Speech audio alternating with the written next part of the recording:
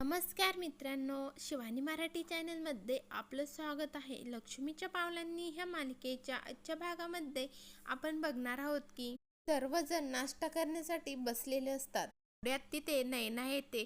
रोहिणी लगेच उठते आणि म्हणते की नैना आलीस तू, मला वाटलं तू झोपली असेल, आणि खुर्चीवर बसायला सांगते नैनाला. आणि नैनाला म्हणते की तू सकाळी जिने सांभाळून उतरत जा. सकाळी सकाळी झोप असते ग डोळ्यामध्ये, त्यामुळे काही घडायला नको. आणि आता तुला तर पेशीली स्वतःची काळजी घ्यायलाच हवी. रोहिणी तिच्या खुर्चीवर जाऊन बसते ना. अंजूला स्ट्रॉंग कॉफी आणायला सांगते. रोहिणी म्हणते की नाही, अजिबात नाही, सकाळी अनशापोटी तू स्ट्रॉंग कॉफी नाही प्यायची, ॲसिडिटी होते. अंजूला म्हणते की तू एक काम कर, इच्छासाठी गरमागरम दूध घेऊन ये. राहुल रोहिणीला म्हणतो, मम्मा काय चाललं आहे तुझं? मी म्हणते, राहुल माझ्या आधी तू या सगळ्या गोष्टींमध्ये लक्ष द्यायला हवं. तू काय करतोयस? बाळाचा होणारा बाबा आहेस तू, त्यामुळे होणारं बाळ आणि बाळाच्या आईची काळजी तू स्वतः घ्यायला हवी. ना मनातच म्हणत असती, बापरे तिला काय झालं आहे अचानक, थोडी का काळजी घेता येते माझी. तेवढ्यात कला आणि अद्वैत तिथे येतात. आबा म्हणतात, अरे वा, कला आणि अद्वैत देखील आले. म्हणतात की किती छान दिसतायत हे दोघे पण, वाटतंय की हे दोघे जण एकमेकांसाठीच बनलेले आहे. म्हणतात की पोरांनो, असंच नेहमी एक दुसऱ्यांबरोबर राहत जा. सरोज लगेच मध्ये म्हणते, असा विजोड असा एकत्र चांगला दिसू शकतो. नुसतं एकत्र चालल्याने किंवा एकत्र राहण्याने कधीही एकत्र होऊ शकत नाही ते दोघ जण. शेवटी विजोड ते विजोडच. ना मनातच म्हणत असते, ओ माय गॉड, ह्या बाईला कलाचा किती राग येतोय. थोडे दिवस होऊनही तिने अजून कलाला ऍक्सेप्ट केलेले दिसत नाही. तिकडे सोहमची वाट बघत असते काजल. म्हणत असते, पण आपण त्या आल्यानंतर त्याला काय सांगणार आहे? जाऊन दे, आपण त्याला भेटायलाच नको. तेवढे सोहम येतो. काजल सोहमला बघितल्यानंतर लपून बसते. सोहम म्हणतो की हिने मला भेटायला बोलवलं आणि तीच गायब झाली. सोहम काजलला फोन लावतो. काजल तो फोन कट करतो. सोहम पुन्हा फोन लावतो. काजलचा फोन तिथेच वाजत असतो. सोहम पुढे गाडी घेऊन बघतो आणि काजल त्याला दिसते. काजलला सोहम म्हणतो, हो मी इकडे आहे, तुम्ही काय लपाछपी खेळताय का माझ्यासोबत? म्हणते, अरे आलास मित्रा, काय म्हणतोस, बोल. म्हणतो की तूच सांग, कशाला बोलवलं, काय काम होतं ते. काजल म्हणते की अरे काही नाही, मी तुला टाइमपास साठी बोलवलं. म्हणतो, पण तुझ्याकडे बघून मला वाटत नाही की तू टाइमपास करण्यासाठी मला बोलवलं, की काहीतरी आहे. ते काय आहे ना, ते मला ऐकायचंच आहे. काजलला म्हणतो की अगं बोल बिंदास, अजिबात टेन्शन नाही घ्यायचं तू. इकडे रोहिणी आबांना म्हणत असते की डॅड, तुम्ही ऑफिसमधल्या सगळ्या जबाबदाऱ्या अद्वैतला दिल्या आणि घरातल्या सगळ्या जबाबदाऱ्या कलाला. का तर ती अद्वैतची बायको आहे म्हणून सगळं काही तिलाच सांगणार आहात का तुम्ही? म्हणते की डॅड, जसा राहुल माझा मुलगा आहे ना, तशी नैना माझी सून आहे. तिलाही तिचा हक्क मिळायला हवा. आपण स्वतःला सिद्ध करण्याची एक संधी द्यायलाच. रोहिणी नैनाला म्हणते की प्लीज तू स्वतःसाठी बोलत जा, नाही तर डॅड तुला देखील विसरून जातील की तू ह्या घरातील सून आहे म्हणून. नैना लगेच म्हणते की हो हो आबा, मॉम इन लॉ बरोबर बोलतायत. मलाही आवडेल स्वतःला प्रूव्ह करायला. म्हणतात की हरकत नाही, तुमच्या दोघींची हे हरकत नसेल तर आज संध्याकाळचा स्वयंपाक मीच बनवेल. आणि आबा रोहिणीला म्हणतात की रोहिणी, एक गोष्ट लक्षात ठेव, मी माझ्या मुलं आणि माझ्या सुना यामध्ये कधीही भेदभाव केलेला नाही. दुसरीकडे कला सोहमला म्हणत असते, तुम्हा श्रीमंतांचं बरं आहे, मला श्रीमंतांना कसलं टेन्शनच नसतं, ही करा कसंही करा. त्यावर सोहम म्हणतो, अगं असं काही नाहीये, प्रत्येकाला टेन्शन असतं, फक्त प्रत्येकाचं फाउंड वेगवेगळं असतं. म्हणते की तुमचं श्रीमंतांचं टेन्शन श्रीमंतच असतं, आमचं गरिबांचं टेन्शन हे गरीबच असतं. म्हणतो, काय झालं आहे, तू असं का बोलतेस?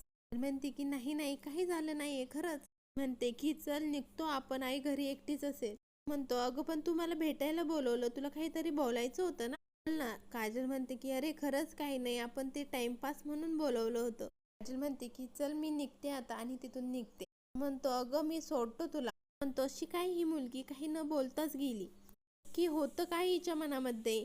दुसरीकडे संध्याकाळच्या किचन मध्ये आवरावर करत असते. नैना तिथे येते आणि कलाला आवाज देते आणि कला म्हणते की नैना ताई, बरं झाले तू आलीस, तुला संध्याकाळचा स्वयंपाक बनवायचा आहे ना, चल आपण तयारी करूयात.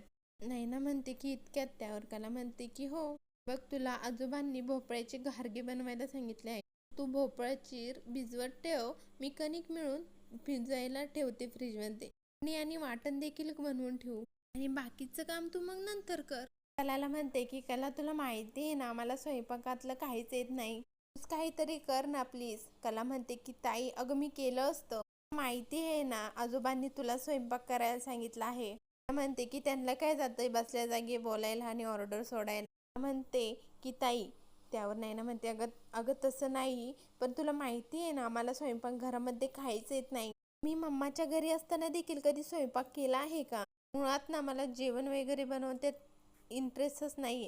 म्हणते की आपण एक काम करूयात, मी तुला कसं करायचं काय करायचं ते सांग, तुला थोडीशी मदत करते, मग तू तसं तसं करत जा. अगं ताई स्वयंपाक करणं इतकं अवघड नाही, खूप मज्जा येते. म्हणते की तुला एवढं स्वयंपाक करायला आवडतं तर तूच कर ना. कला म्हणते की अगं ताई मी केलं असतं, पण ते आजोबांना फसवल्यासारखं होईल.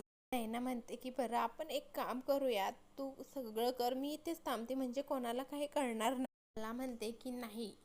नैना म्हणते की मी ह्या अवस्थेमध्ये स्वयंपाक करू का एवढ्या गरमीमध्ये, आणि तुला तर माझी काळजीच नाही. कला म्हणते की बरं जाऊ दे मी करते, तू एक काम करशील इथेच थांबशील का? त्यावर नैना म्हणते की हो. कला भोपळ किसत असताना आजोबा तिथे येतात आणि कलाला म्हणतात की काय चाललं आहे सुनबाई. ना लगेच म्हणते की आबा पूर्ण स्वयंपाक मीच करते, कला फक्त मला मदत करते. म्हणतात की अरे वा म्हणजे तू कलाची मदत घेतेस. म्हणतात की चांगलं आहे. आणि कलाला म्हणतात की आज झाली तेवढी मदत आता पुरे झाली. असं दुसरं काही काम असेल तर ते कर, नाहीतर तुझ्या रूम मध्ये जाऊन तू आराम कर. असंही तुला आराम कुठे मिळतोय? लगेच म्हणते की नाही आबा, कलाला काम करायला खूप आवडतं. हो की नाही कला? त्यावर आबा म्हणतात की हो मला माहिती आहे, पण कलाच्या हातचं जेवण आपण रोजच जेवतो. नैनाच्या हाताने बनवलेला स्वयंपाक खायचा आहे. मला म्हणतात की जोपर्यंत नाही ते स्वयंपाक करते तोपर्यंत तू किचन मध्ये पाय ठेवायचं नाही.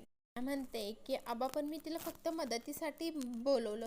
आबा म्हणतात हो का, ती जेव्हा स्वयंपाक करत असते तू येते का तिच्या मदतीसाठी? म्हणतात कला हे बघ तू जर आज माझा शब्द मोडला ना मला लई वाईट वाटत. त्यावर कला म्हणते की हो आजोबा जाते मी. कला तिथनं निघून जाते. मनातच म्हणत असते की आता मी काय करू. त्यानंतर सगळेजण जेवणासाठी नैनाला आवाज देतात. नैनाला म्हणतात की नैना जेवण झालंय का, सगळ्यांना खूप भुका लागल्या आहेत. आणि नैना स्वयंपाक घेऊन टेबलवर येते आणि म्हणते की वाढ नाही ना सगळ्यांना कळू देत माझ्या सुनेच्या हातची चव सगळ्यांना. त्यानंतर सगळ्यांना जेवण वाढवते नैना. त्यानंतर सगळेजण ते भोपळ्याचे घाडगे हातात घेऊन बघतात. कोणालाही समजत नसतं नेमकं कसं बनवलं आहे ते. सरोज सगळ्यांना म्हणते की थांबा, कुणी हे काही खायची गरज नाहीये, उगाच पोटाला त्रास होऊन दवाखाना मागे लागायला नको. म्हणते की मला 10 मिनिटं द्या, पटकन पिठलं भात बनवते सगळ्यांसाठी. आबा लगेच रोहिणीला म्हणतात की रोहिणी बघितलंस ना, म्हणून मी सगळी जबाबदारी कलावर देत असतो. घरची सून ही घराची अन्नपूर्णा असते. पर्यंत हे घर सरोज आणि रजनीने जसं सांभाळलं, तकदीनं आणि मनापासून कलाने देखील सांभाळलं, म्हणून मी तिच्यावरती विश्वास ठेवतो. आता इथून पुढं जेव्हा पण कलाची बराबरी करायची असेल ना तर विचार करून करायची. भागात आपण बघणार आहोत की आबा सगळ्यांना सांगतात की आपण उद्या सगळेजण देवदर्शनासाठी जाणार आहोत. अद्वैत म्हणतो की पण आबा आबा अद्वैतला म्हणतात की तू पण थांब घरीच. कलाला देखील म्हणतात की कला तू देखील घरीच थांब अद्वैत सोबत. त्यानंतर किचन मध्ये काम करत असते. अद्वैत ओरडत असतो अंजू रघु आनंद मला जेवायला वाढा, मला खूप भूक लागली आहे. कला म्हणते की आज सगळ्यांना सुट्टी दिलेली आहे, तुला काही हवं असेल तर मला सांग, मी करू देते. अद्वैत म्हणतो मला तुझ्या हातचं काही नकोय. अंडे घेतो फ्रीजवर आणि मनातच म्हणतो की अति आगाऊची मदत घेण्यापेक्षा 2 अंड्याचं ऑमलेट करून माझं पोट भरेल. म्हणते की दे ते आमलेट माझ्याकडे, मी करून देते.